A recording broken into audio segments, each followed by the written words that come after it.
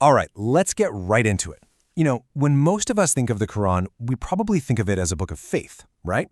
But what if we looked at it as something more, like a complete and rational system for how to live your life? That's exactly what we're going to unpack today. This idea of the Quranic system as a logical framework, one that's built entirely on rational human agency. It really all starts with one of the biggest questions we humans ever ask ourselves.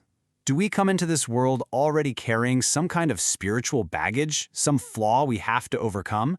Or are we born with a totally clean slate, completely free to choose our own path? How you answer that, well, it changes everything. And the Quran's answer, based on the material we're digging into, is found in what it calls a deen. And that's not just a religion in the typical sense. It's described as a complete, rational, divine system of life. The point is, it's not supposed to be a random set of rules, but a totally coherent worldview that starts with one core, logical principle. And that brings us right to the foundation, the absolute core of this entire system. It all kicks off with one single, incredibly powerful idea that basically acts as the source code for everything that follows. That idea is called Tawḥīd. Now, this isn't just about belief in one God. The source material describes it as a profound intellectual assertion, the idea of the absolute oneness of the Creator. And here's what's so critical to get. This isn't just a standalone concept. It has a ripple effect, a logical cascade that builds a whole framework for how we think about human responsibility. So what's the very first domino to fall? Well, if there is only one absolute Creator, then it logically follows that the connection between that Creator and every single person has to be direct. It can't have any go-betweens, no intermediaries, no gatekeepers. It's a straight line, from you to the source. And you can really see the contrast here. On the one side, you have these mediated paths. They might require priests or intercessors, or they might involve the idea of paying for someone else's actions, or maybe you start out with some kind of spiritual debt. But then look at the other side, the direct path that flows from Tawḥīd. It's an unmediated relationship, which means total personal responsibility, and you start with a completely clean slate. Okay, so this idea of a direct, unmediated relationship, it's huge. It has a massive consequence. It completely flips the script on personal responsibility and leads us to the next pillar of the system, total human agency. So here's the bottom line. In this framework, the idea of being born with some kind of spiritual flaw is completely rejected.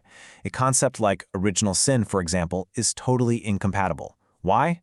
Well, if your relationship with the Creator is direct, how could you possibly be held accountable for the actions of anyone but yourself? It just doesn't compute. And this quote from the source material just nails it. It says, "Eternal success is not acquired through external intercession, but is the earned, principled outcome of conscious effort and intellectual alignment." Did you catch those words? Earned. Conscious effort, intellectual alignment. Success isn't something you're just given. It's something you achieve. So, what this all means is that your moral path is completely 100% in your hands. You're born with that clean slate. You have total personal moral agency. And the choices you make, those are the things that directly shape your outcome. You are literally in the driver's seat of your own spiritual journey. So if you're in the driver's seat, what's the destination? Where are you headed? Well, the system defines the ultimate goals not as some passive state you just hope to arrive at, but as something else entirely, an earned triumph. And there are three big goals, and they're all connected. First, you have salvation, which is defined as an earned triumph over loss. Pretty powerful. Then there's liberation, and that means freedom from all kinds of servitude, whether it's to other people, your own ego, or your desires. And finally, enlightenment, which is all about reaching a state of rational and moral clarity, a concept known as Tawḥīd. And I've got to say it again because it's the central theme here. These aren't gifts. They aren't just handed to you. They are the earned outcomes of a very specific kind of discipline, one that's described as verifiable, intellectual, and ethical. Which, of course, leads to the next big question. Okay, what is that discipline?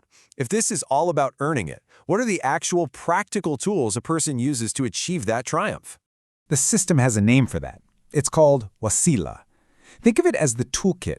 It's the whole set of those verifiable intellectual and ethical disciplines, the how-to, that you use to consciously and deliberately work your way towards salvation, liberation, and enlightenment.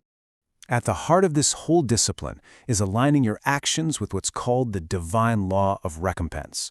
The easiest way to think about this is as a universal system of cause and effect. It suggests that outcomes aren't random or based on whims. Nope. They are the direct, principled results of your actions, all based on a consistent and rational divine law. So let's just zoom out for a second and see how it all fits together. You can see this clear, logical flow, can't you? It starts with a foundation, absolute oneness, Tawḥīd, which means you have a direct relationship. That direct relationship has a major consequence. It gives you total personal agency. You then use that agency to take action, following the ethical disciplines, the wasila. And the result? All that conscious effort leads to an earned triumph. See? It all connects. And that brings us to the final thought, and it's a big one. This entire system places the ultimate power and the ultimate responsibility right on your shoulders. It's saying you are not a passive observer of your fate. You are the active agent of your own destiny. So the question it really leaves us with is this: if your success is entirely your responsibility, what will you do with that power?